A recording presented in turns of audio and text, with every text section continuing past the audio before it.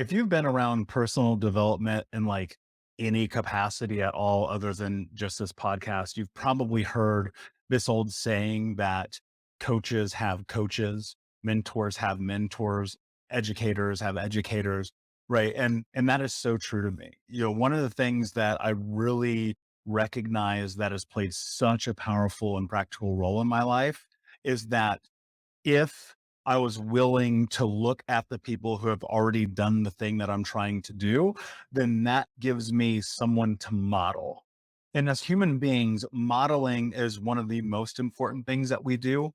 Because if you think about it and you rewind your life and you look at a lot of your behavioral experiences dating back to childhood, you recognize that there are these patterns that you pick up.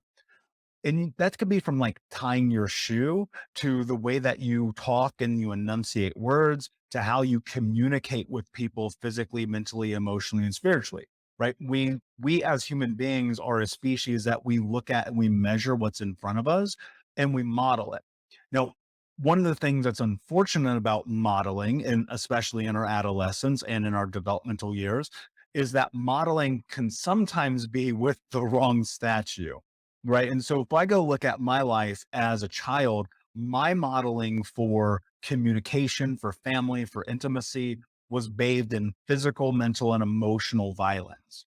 Right. I remember multiple fights with my brothers as a child and communication because in disagreement, no matter what it was, we would turn to violence. In fact, I've actually broken my hands on both of my brothers' faces before. That is not something I'm proud of. So let me be very clear about that. I'm just making context here. With my friends in middle school and high school, fighting all the time. One time I even like stabbed this kid with a fork, right? I mean, that's because we watched and we witnessed violence growing up. And we perceive that that is the way that you communicate frustrations and anger and being hurt emotionally and using my words verbally. I was incredibly abusive to people, the way that I talked to them, the way that I interacted with them.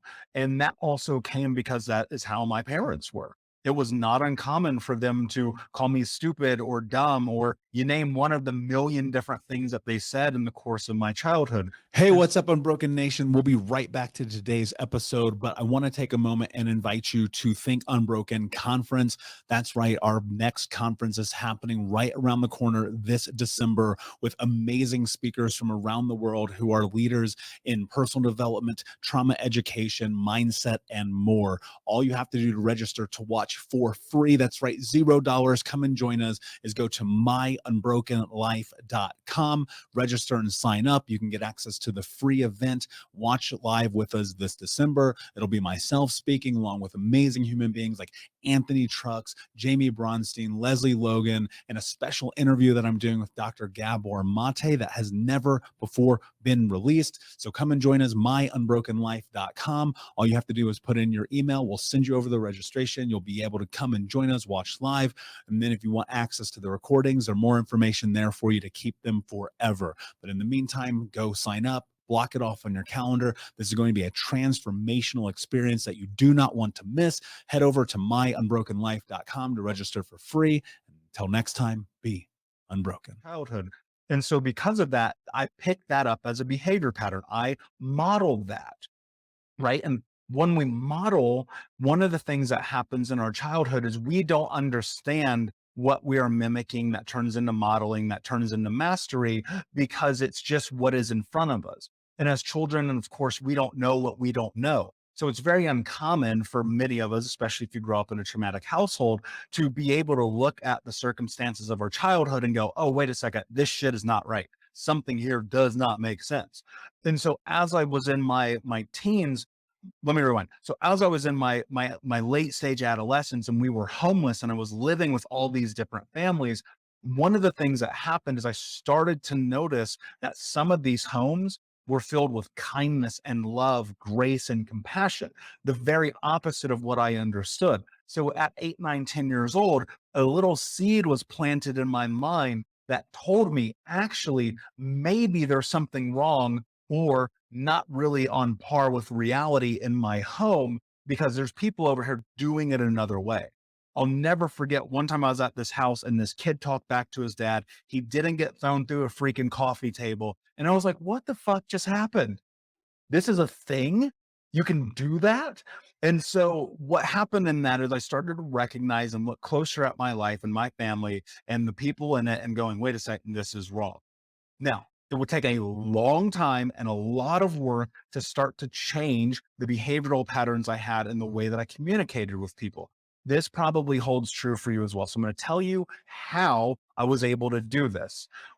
And this is really my journey, right? So I go and I look at this transformation that started to happen in my 20s, getting deeper into therapy, really starting to assess the whys of everything.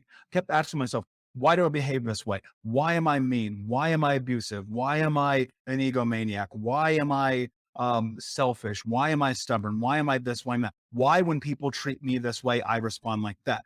Why, when I get upset, this is a coping mechanism? Why? I was really trying to get deep into the understanding. And in that time window, what happened is I also started to get access to other information. This is where modeling starts to really make sense.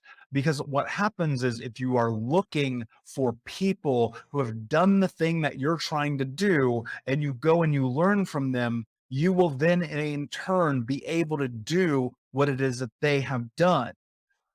So, how does that happen? Well, first and foremost, I had to create massive clarity in my life. I had to look at it and assess it and say, what do I actually want? I want a healthy body. I want to lose 150 pounds. I want to quit smoking and quit drinking every day. I want healthy relationships. I want good friendships. I want to mend the bridge with my brothers. I want to be able to all of the things, right? And so I just started consuming information and content from it. Now, when you think about it at first, and one of my mentors, Brendan Dawson, taught me this, is it's the three M's: mimic, model, master. And so where it began is I was just kind of mimicking what I thought it was that people were doing. And the mimicking came in this form, in this sense of I would consume content, I would read books, I would watch videos, I would go to conferences, I'd be at seminars, I would take an obscene amount of notes, and I would always ask myself, what can I apply to my life today in this that I can start doing? Because the action is really the thing that you have to do in order to see the other elements start to change and transpire in your life. And so I just start mimicking, trying the things every single day.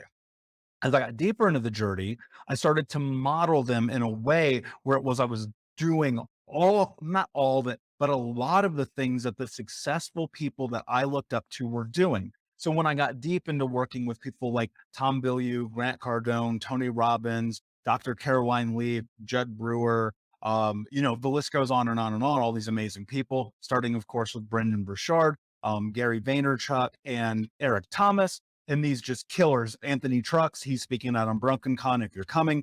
Um, it was really about modeling and following through, because success leaves clues. You hear this all the time. There's something that if you're paying attention, you're going to be able to pick up. And so for me, modeling became, okay, this is exactly what these people are doing. So I'm going to do exactly what they are doing. Now, what's fascinating is about this is that some of the things that these people were doing just did not bear any weight on me, brought no value to my life in any capacity. So I stopped doing them. Some of the things that these people were doing made my life so incredibly better that even to this day, I do some of these things every day. Every single day I meditate and I journal, right? Every single day I move my body in some capacity unless I'm injured. And that could just be going for a walk. Every single day I write down my goals. Every single day I do certain things, but some things I don't do. Like I tried getting up at 4 a.m. It sucks. It's not for me. I'm never going to do that again. So I get up at 5 or 5:30. That hour makes a difference for me. I like going to bed at 10, right? That makes sense. I started taking out other things that really didn't benefit me, like certain diet elements, certain books that I was reading. And I started just focusing and I got narrow. Like one of the things early on in the healing journey that we'll do will be very wide, right? And at first, like if you go look at some of the certifications I have, they're freaking all over the place. I got family systems and alcohol abuse recovery and this and that and this and that. And it was like what I needed to do was have that information so I could learn, But in time, I've narrowed the scope down more because I've discovered that if I'm stretched too thin, it's just too much to bring in. Hey, Unbroken Nation, we'll be right back to the show, but I wanted to let you know that you can grab a copy of my first book, Think Unbroken: Understanding and Overcoming Childhood Trauma, for free. If you go to book.thinkunbroken.com, you can download the PDF ebook version of the book and get everything that I know about the baseline of healing trauma for free, downloaded to your email right now. Just go to book.thinkunbroken.com to download your copy of Think Unbroken: Understanding and Overcoming Childhood Trauma for a PDF for your phone. Again, that is book.thinkunbroken.com. And so instead of going to 20 conferences a year and reading 100 books, I go to 4 conferences a year and I read 10 books, right? Getting very narrow. I listen to the same podcast. In fact, really, one of the things that I do, I listen to the same episodes because what I've discovered is you're really, if you just keep consuming, you're not learning. And so the modeling in it came from, all right, I'm going to just keep learning and focusing on this group of people. And even though I know there's more amazing information out there, it was like, I got to pull it back. I got to hone it in. And by honing it in, that led to mastery, right? One of the things that I've been able to become known for is being one of the leaders in trauma education and coaching because I got mastery in it through doing it, through putting in the hours, through investing the money, through working with the experts, through getting certifications through them, through also, and probably more important than all of that stuff, changing my own damn life. Right. I got mastery through showing up, through giving myself the permission to be successful. And so if you're in this place and you're like, okay, I don't really know where to start. Well, if you mimic, just go and look at what people are doing. It can be a lot of people, but if they're in the direction that you want to go, find out what they're doing. And then you model it at a deeper level, which means that you do have to get integrated into their system. A lot of times that's financially, so you get the behind the curtains look. I mean, that's a big reason why if you go and look at the coaching program that we offer through Think Unbroken at the Academy, the entry level course is a paid course because we want to make sure people are taking it seriously, right? We got 1,000 hours of podcast and 1,000 blog posts and I don't know, 5,000 social media posts, and that all has content. But the people who come in and they really step into the modeling and they follow the system, it's incredible how they see their lives change. And then mastery comes through you narrowing down even deeper exactly what it is that you want and who you want to work with and repeat that ad nauseum. Most people will go and learn something from one person. And I've been guilty of this, so it's very different. Learn something from one person and then jump to person to person to person to person, person. And then suddenly they've been learning from 37 different people. Where in actuality, one of the most important things that you could do is get down to the core. Like if you can find a person, that's really ideal. But if you can get it to 3 people, now you're talking because you don't have all these people in your ear all the time telling you something different. Because you guys know this, and especially if you've made it this far to this episode, I'm not for everybody. My coaching style is very different than most people. I'm a little bit more aggressive. I'm a little bit more data driven. I'm a little bit more analytical. And so, is there an emotional capacity? Yes, of course, but I'm not emotion first because for me, I've always looked at it very simply and gone, has somebody done the thing I want to do? Great. How do I learn it? I'm going to go and do it. And so there is, while always there will be an emotional healing element, and we go through this deeply in not only the conferences we do, but in the programs and the books. But in coaching, I'm really like, let's get down to the thing that actually changes your life, and that's action. And so that's the thing that you have to figure out, like who fits what you are looking for. Can you create clarity about what you want? Can you mimic a group of people who at first seem to do it and then model by getting deeper into a select few people's courses, seminars, conferences, books, and then get super narrow to master what they do by going and relearning the same content again and again and again. Like when I wrote Think Unbroken, early on in the book, it says, you need to read this book again. You need to read this book 50 times until you understand the concepts at depth. That's the same thing that I do with some books that I read, some podcasts that I consume, a lot of the education I bring into my life because I want to have mastery over it. because when I have mastery over it, it gives me mastery over my life, and it helps me give the tools to you to help you have mastery over your life as well. So my friends, just something to think about today. I've used these mentors in my life, these amazing humans like Tom Bilyeu, Grant Cardone, John Lee Dumas, Liz Binney, Caroline Leaf, Amy Porterfield. I mean, I could just literally name drop all day long. But the thing that I know for sure that has benefited my life the most is getting mastery with just a couple of them. And that is what's been able to propel me further and faster than I have before. So that said, my friends, thank you so much for being here. I hope that you're coming to Unbroken Con. Go to unbrokencon.com to register. It's free to watch live.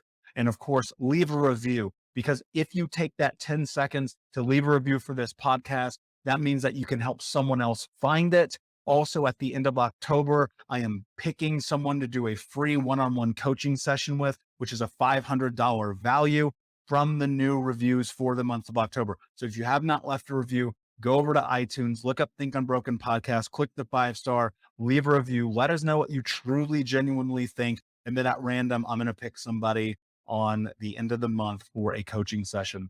All right, my friends, have an amazing day. And until next time, be unbroken. I'll see ya. We'll be right back to the show, my friend, but I wanted to let you know about our brand new podcast community for Think Unbroken Podcast. I know that for so many trauma survivors like myself, for the longest time, I felt alone, like nobody got it, nobody understood, and that I was just going to have to figure this out on my own. But that's not true. And the reason why we created our brand new Think Unbroken Academy podcast community is so that we can bring all the members of the Unbroken Nation together in a place where we can learn, grow, heal, change, and transform our trauma into triumph. I would love to have you come and be a part of the brand new community. Just check out thinkunbrokenacademy.com or click the link in the podcast description. And I cannot wait to see you there, my friend. Again, just head over to thinkunbrokenacademy.com. And until then, be unbroken. Thank you so much for listening to Think Unbroken. Please share this episode with someone who could use it and help us move forward in our mission of ending generational trauma in our lifetime. And if you would, please take 5 seconds to pop on iTunes or Spotify, hit that 5-star, leave a review, and you can also reach out to us on social at Michael Unbroken or at Think Unbroken. And of course, you can check out our YouTube channel at Think Unbroken. Thank you for being a part of Unbroken Nation, my friends, and until next time, be unbroken.